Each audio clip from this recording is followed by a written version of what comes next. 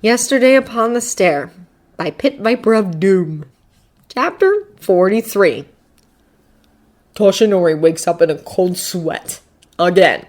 He grasps at the fading flashes of troubled dreams, snatches of words and voices that slip from his grasp like fine sand.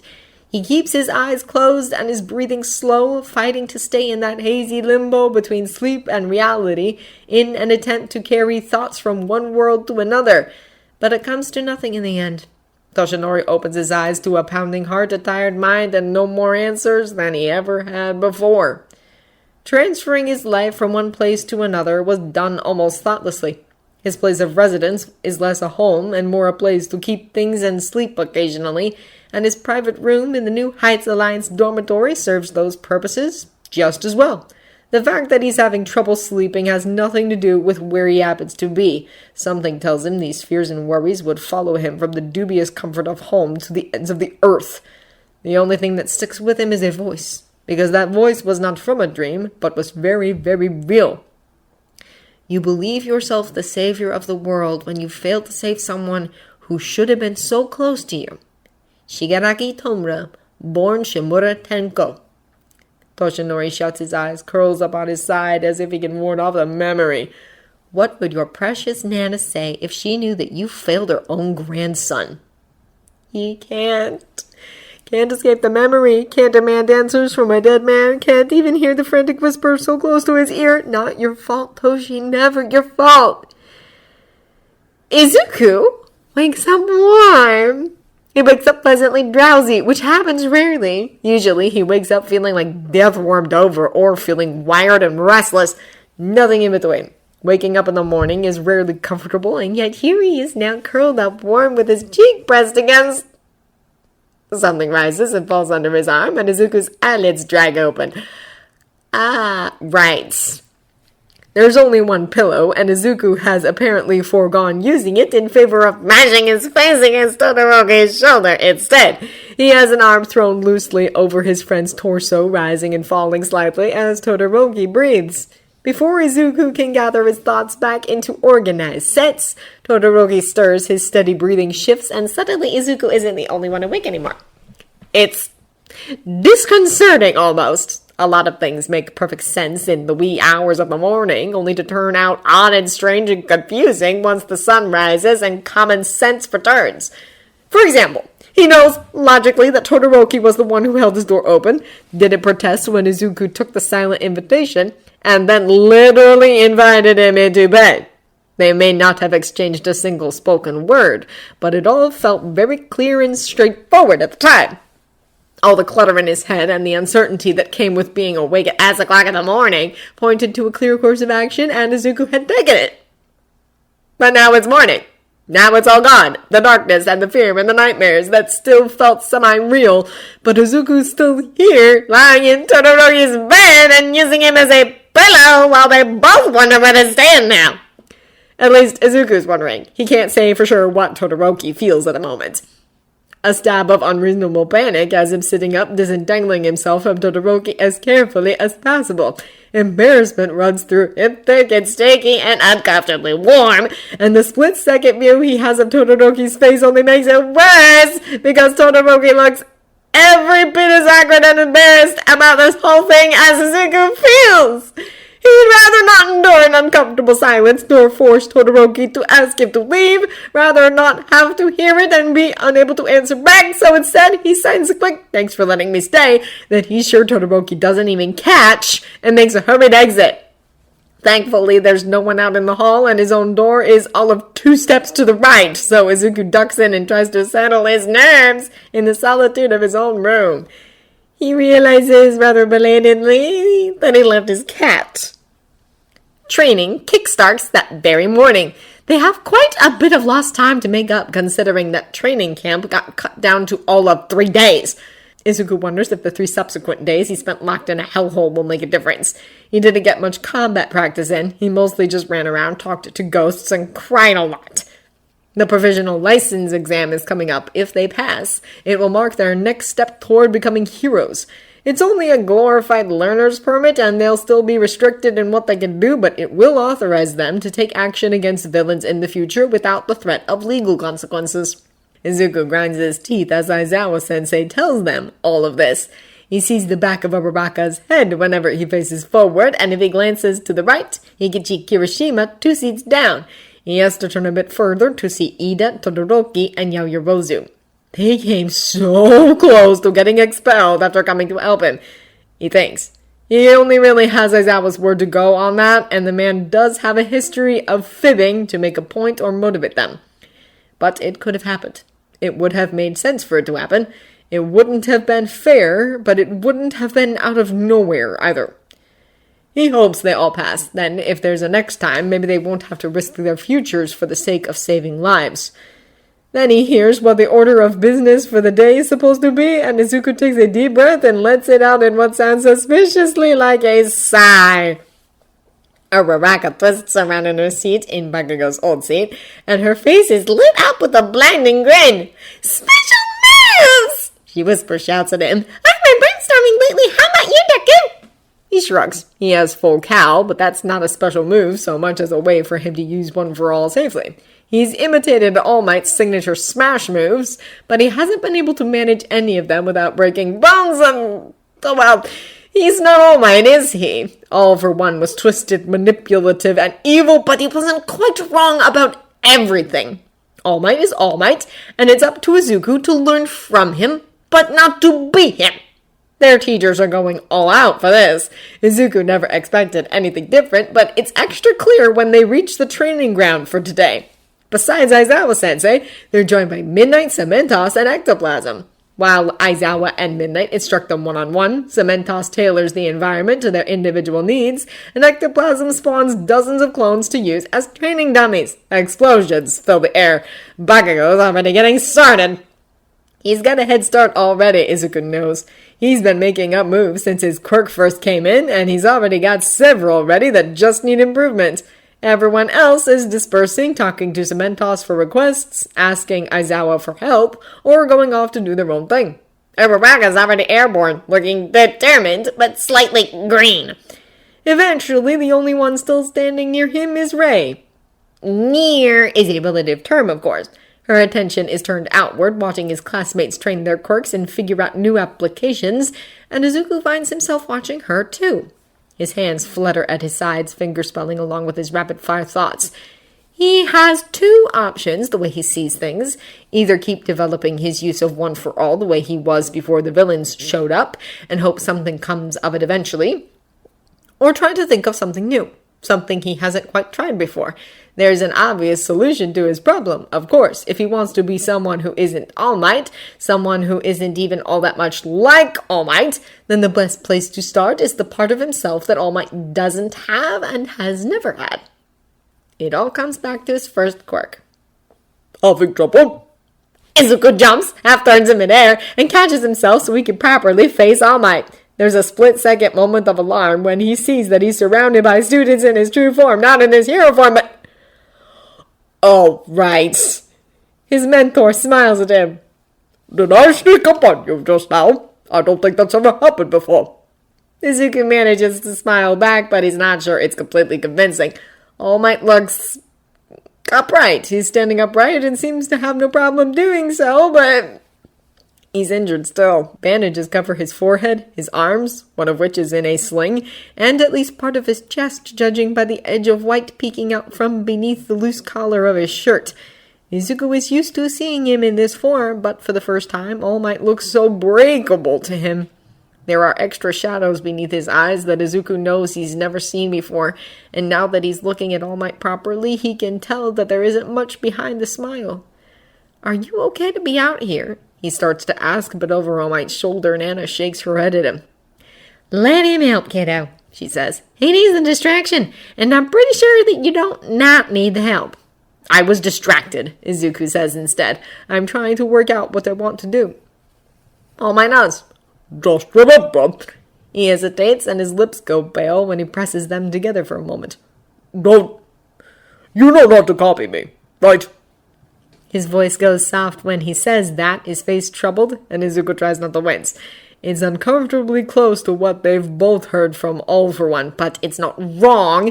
In fact, it's the rightest thing either of them know at this point. They haven't even had the chance to talk about it. What All For One said and did, what Izuku saw, how he feels about escaping his grasp, how either of them feel now that he's dead.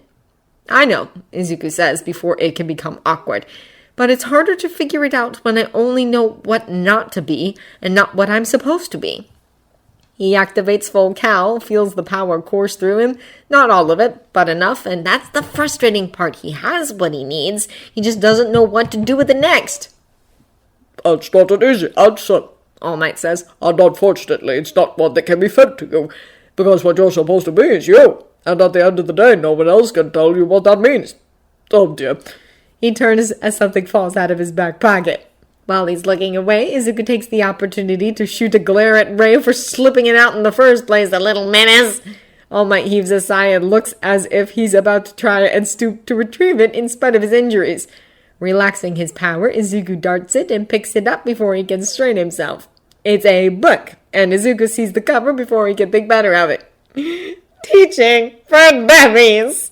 All Might looks terribly embarrassed, and it's a lot easier to grin at him when he looks like that. Izuku holds the book out and shoots a quick sidelong glare at Rei when she tries to grab it and snoop. He feels the book tug in his grasp and pushes it into All Might's hands before Rei can try to steal it back. Rei's hand is so close to All Might's, pale but solid looking to his eyes, that for a split second Izuku's heart clenches when her fingers nearly brush against his. Full Cowl is back before Izuku even registers activating it. That's something. He's not just making it up. It's not just in his head. That's something! And maybe it can become even more. Maybe... Midoriya? His attention snaps back to All Might. His teacher is looking at him closely. Sorry, have an idea. I'm gonna go test it. All Might smiles again and moves on to speak with Jiro. Another explosion rocks the facility, and Izuku can hear him raising his voice to be heard. Izuku considers signaling Nana, but she doesn't know sign that well, and it would take too long and draw too much attention to try to communicate with her. He'll stick with Rei for now. Taking her hand, he leads her to another part of the training ground where cement columns provide some cover, far enough away from the others that he's not worried about being overheard. He activates full Cowl, glances at his teachers to make sure they aren't watching and won't think he's sneaking off to slack, and turns to Rei. I want to try something, he says, and I need your help to do it. She stands a little straighter, eager and interested, and Izuku takes a deep breath and settles his thoughts.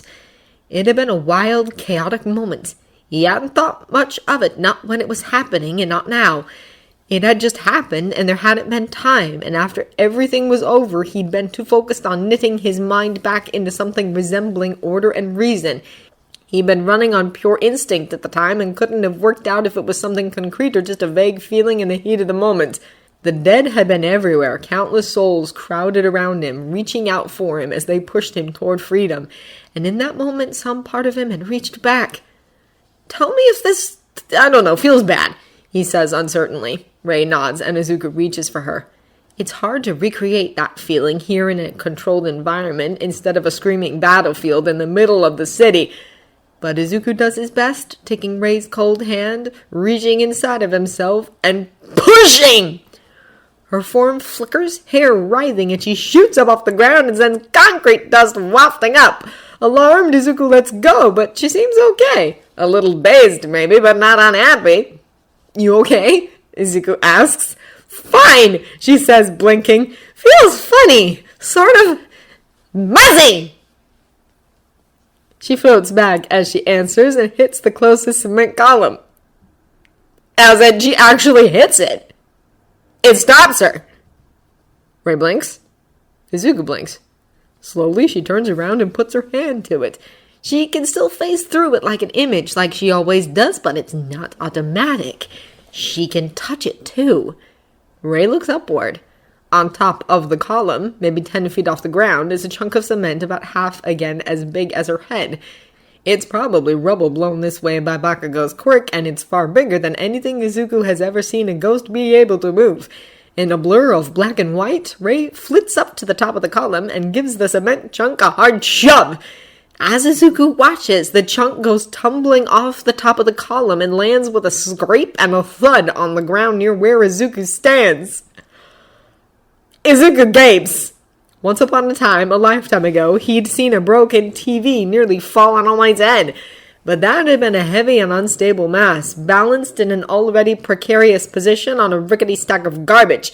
It had been dislodged, not pushed, and the culprit had been a very upset, very volatile poltergeist. Ray rejoins him, passing mist-like through the column on her way down.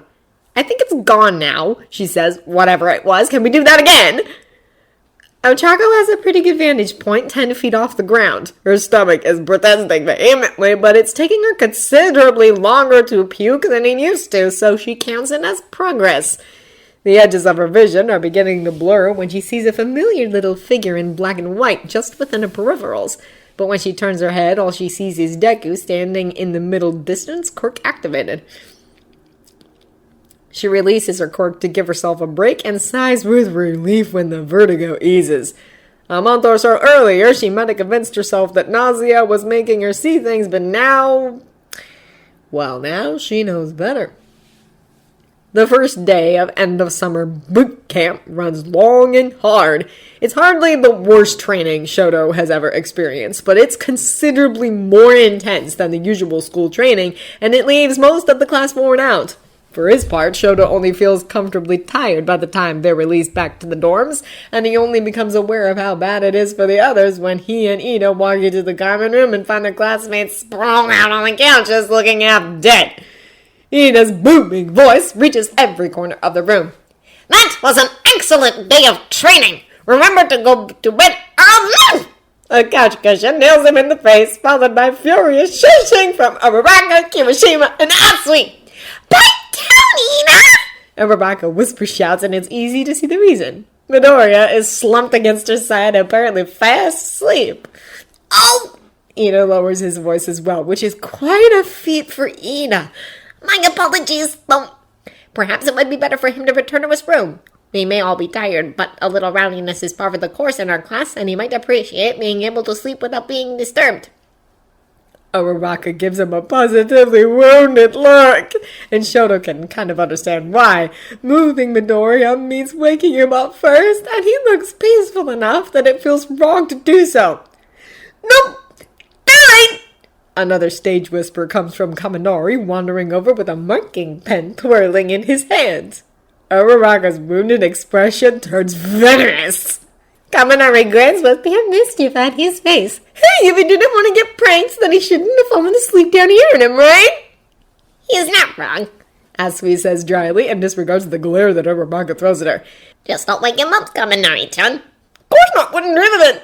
Kaminari crouches down so he can reach Midoriya's face with a steadier hand, and he must not sense the impending death close by. That's his own fault. Shoto is much farther away, and even he can see the murder in Uraraka's eyes. Kaminari, he says about to warn him right before the main lamp flickers and goes out. It doesn't exactly plunge the room into darkness, but the change from well-lit to dim is jarring enough. Kaminari pauses, the pen dangerously close to Midoriya's sleeping face, and glances around. Oh, come on, what gives? It's an electrical light, Kirishima points out. Why don't you take a look at it?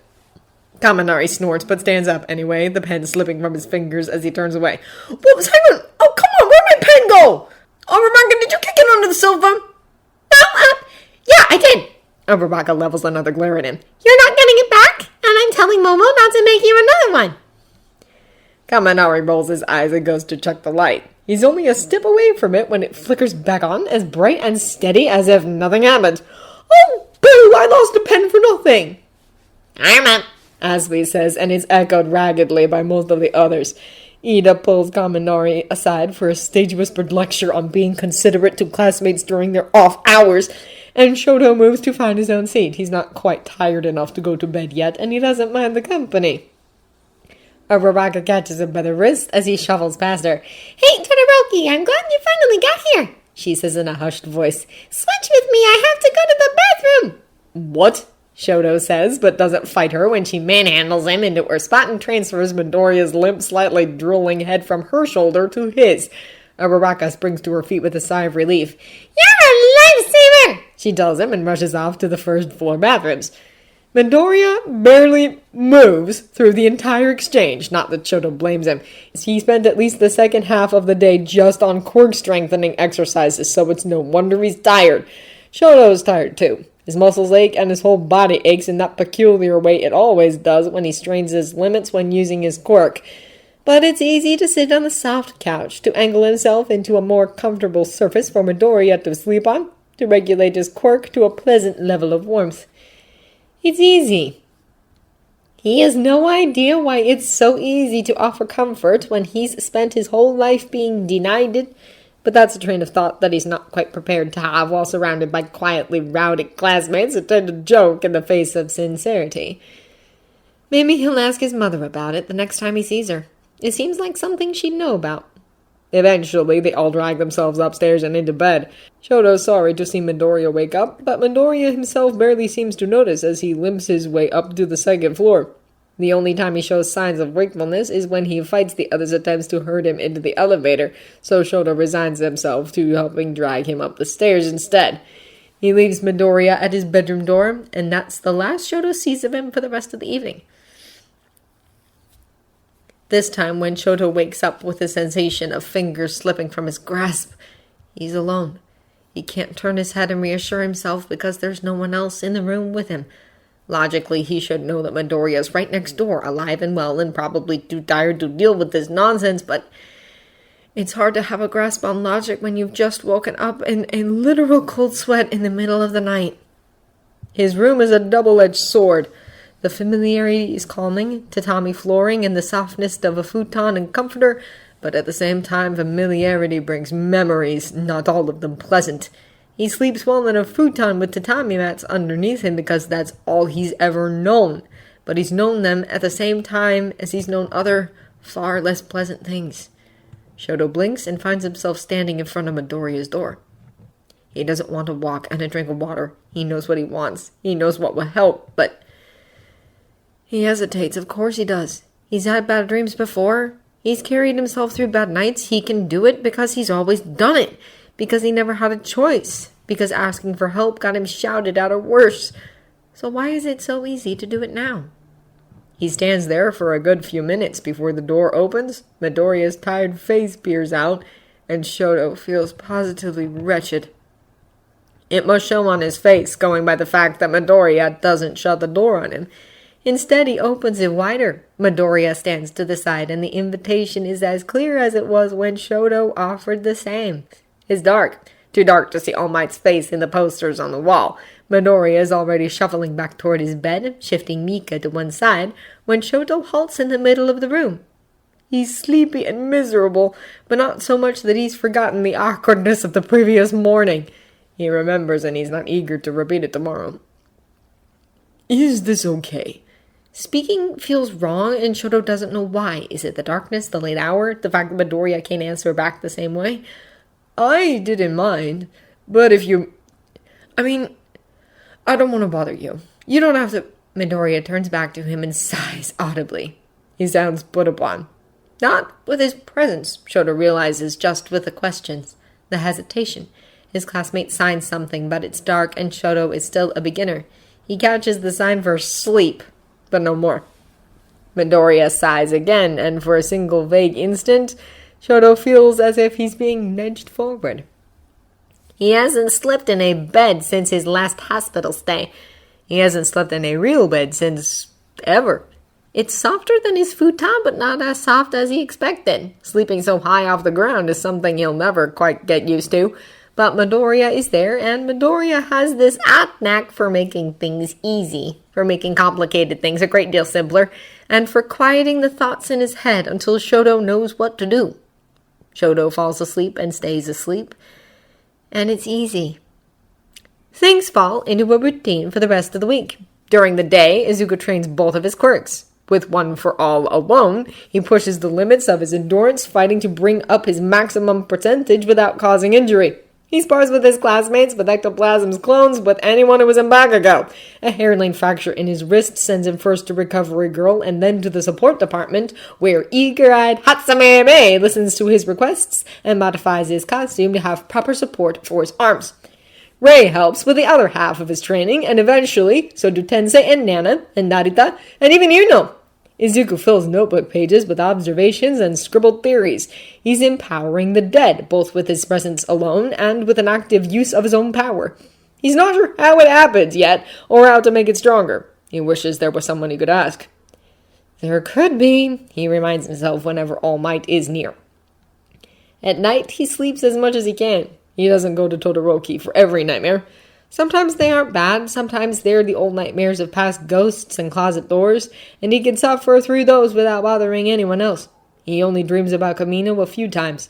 When he does, it sends him to the room next door, heart in his throat, as he crawls into Todoroki's bed and fights back the terror with firm, solid reality. The next morning, they wake up and they'll talk about it. They probably should. Ino says they should, and even Rei keeps giving him disapproving looks whenever he flees back to his own room. Bishoto's sign is barely passable outside of fingerspelling, and this isn't a discussion to have over text, is what Izuku tells himself when he puts it off yet again. The nights he spends by himself are probably obvious to the others. They're too polite to say anything, even when he nods off during the day, even though he only ever does that on other people. He dozes on Kirishima's shoulder over breakfast one morning, and that's sort of what takes it from an amusing novelty to an actual thing. It's a quiet, easy transition. Izuku weathers gentle teasing from Kaminari and Sero and a few of the others. For some reason, they only get really insufferable when it's Todoroki's shoulder he nods off on, but he's never quite awake enough to try analyzing that. He doesn't see why it's so funny anyway. It's just easiest to shut his brain up when he's around Todoroki. Being around him is comfortable. It's safe in a way that Izuku never quite feels on his own. They're good friends, and that's part of being good friends, isn't it? Gradually, as days pass and he spends more time training and surrounding himself with friends, it starts to feel less and less like he has a padlock on his tongue. Shoto wakes up to Mika trying to wash his hair. There's no pillow under his head because Midoriya seems to have stolen it at some point during the night, and he raises his head with a soft groan and a quick in his neck. It's a tiny noise, but still enough to wake his friend. Midoriya stirs and snuffles quietly on his left, and Mika leaves off grooming Shoto's hair to sit on his head. Midoriya groans at this, and the sound is thunderous, both because the room is silent and because it's technically the first time Shoto has heard his voice in weeks. It's not even words, but it's still good to hear. His friend sits up with a yawn, spills Mika to the floor, and untangles himself from the covers before getting to his feet. Reluctantly, Shoto rubs sleep out of his eyes and follows. There's something weirdly endearing about Midoriya when he's just woken up. Shoto remembers once describing him as equal parts chatty, cheerful, creepy, and vicious. And early morning Midoriya is none of those things. He's quiet and was quiet even back during training camp before everything went wrong. He's good-natured but not excessively cheery, and it's impossible for anyone to look creepy or vicious with outrageous bedhead and pillow creases on their face. Thanks, Midoriya says, and Todoroki may not be well-versed in sign yet, but he's seen that one enough to recognize it easily. It's what Izuku always says when they do this. In fact, it's all he says. Shoto only hopes they can gather the nerve to say more once Midoriya's voice comes back. A cold spot between his shoulders becomes a tickle up his spine, and Shoto rubs the back of his neck to ward off the feeling of goosebumps. He must be letting his quirk loose in his sleep again because his room feels draftier than normal some mornings. He hopes Midoriya doesn't notice. Would he even bring it up if he did? Without further fuss, Midoriya opens the door to return to his own room, only to startle as soon as he steps outside. Hearing his sharp intake of breath, Shoto pokes his head out into the hallway. Aoyama stands just outside his own door, hair mussed from sleep, wrapped in a robe that's just a bit too fancy for a high school dormitory. He stares at them, wide-eyed with surprise, before his face breaks out in a wide grin. Oh my goodness! Aoyama chuckles, lifting his head to his mouth so that it looks like he's trying to hide it without actually hiding anything at all. Only a week in? You two certainly didn't waste any time. Don't let me interrupt anything. With a broad wink, he strides off down the hallway to the stairs, leaving Shoto wondering what any of that was supposed to mean. Oh, well, Aoyama's always been theatrical and odd. Shoto gets down to the common room before Midoriya does, though about half the rest of the class beats him there. Ida's there, of course, as well as Yaoyorozu, Bakugo, Aoyama, Shoji, Togoyami, Shato, Asui, and Ashido. The latter catches sight of it first and shows her teeth in a grin. Morning, Todoroki! Did you sleep well? Shoto blinks, vaguely surprised. Yes? Ashido's friendly and outgoing enough that being addressed by her isn't that big of a deal, but Shoto isn't usually a target for her relentless good cheer. The grin on Ashido's face becomes teasing. Really now? Hello! Like a rock. Shoto moves into the kitchen. Someone's already put coffee on, and he pours himself a cup. He's going to need it if Ashido's decided to be extra friendly today. So then you wouldn't be able to tell us anything interesting? Ashido asks. Shoto is about to ask her to get to the point when Asui chimes in. Mina-chan's trying to fish for gossip, she says. You can ignore her if you want. It's none of her business. Ashido's over-exaggerated pout gets a chuckle from Yaoyorozu and Aoyama, which Ida quickly drowns out. Miss Tsuyu is absolutely correct, he says sternly. It is none of our business, and Todoroki is not obligated to answer anyone's questions, and neither is anyone else, provided they are being responsible about this. He shoots a quick sidelong glance at Shoto, then concludes, What consenting parties do behind closed doors is no one's business but their own. Bakugo chokes on a mouthful of coffee and slams his mug down on the counter so hard it's a miracle that doesn't break. Nope! He bursts out. Fuck this! Fuck all of you! Fuck everything! With that, he storms out. Ida sighs heavily and goes to clean out the abandoned mug. Shoto searches the rest of his classmates' faces for some kind of explanation as to what's going on, but no one's looking at him, and they're all desperately trying to look innocent.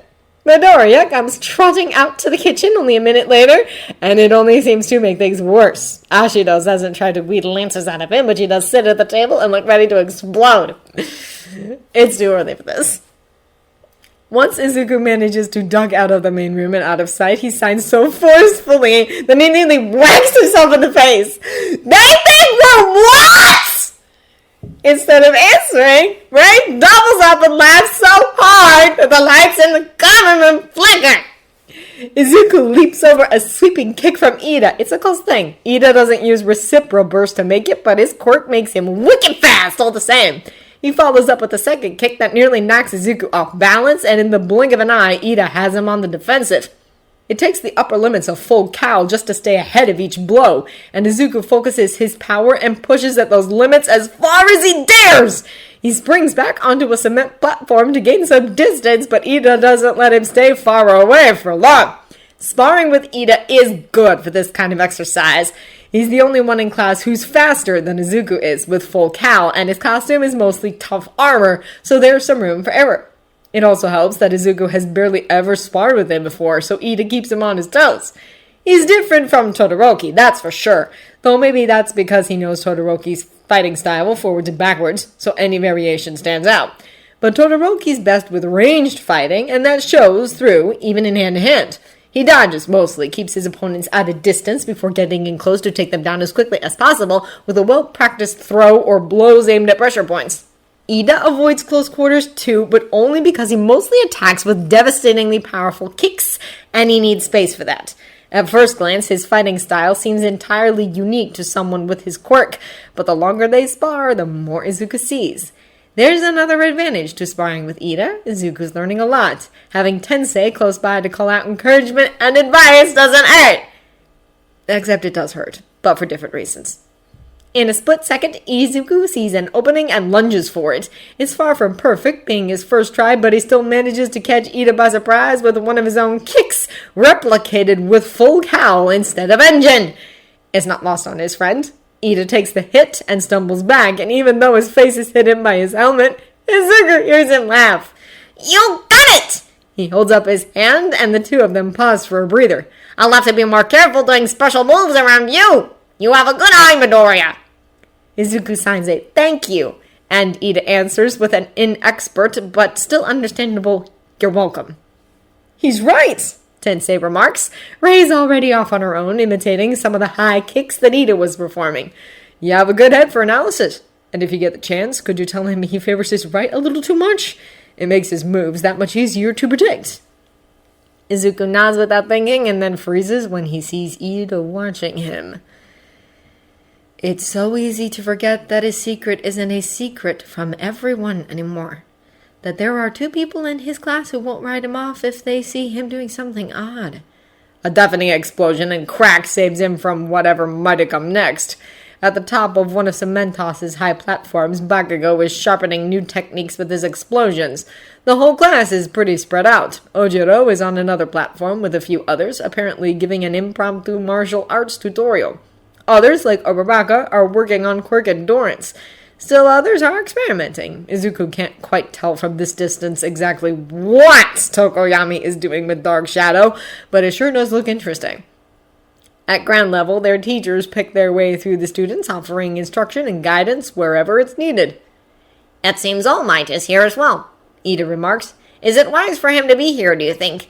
This area is hardly safe, what with all the volatile quirks nearby. Izuku looks at him, shocked and a bit confused. I know, Ida sighs. He is All Might, and it seems absurd to worry about his safety, but still, things are different now, and he just isn't the same as what he once was, not physically at least. I know his heart hasn't changed, and he's still the same person and the same teacher we've known, but now he's... Izuku opens his mouth to reply, but he can't figure out how to put the words in order. Ida isn't wrong, not completely, but All Might hasn't changed, not as much as everyone thinks. All Might was already like this, already weakened and frail beneath his bluster and the fumes of One for All. In the difficult months leading up to the entrance exam, Izuku trained under him in this form just as much as he did under his Furo form. He's about to try to find a way to drag the words out of himself when another explosion resounds from Bakugo's platform. It's followed by cracking, and then the rough scrape of broken concrete before Bakugo's voice rings out. Get clear! It's coming down!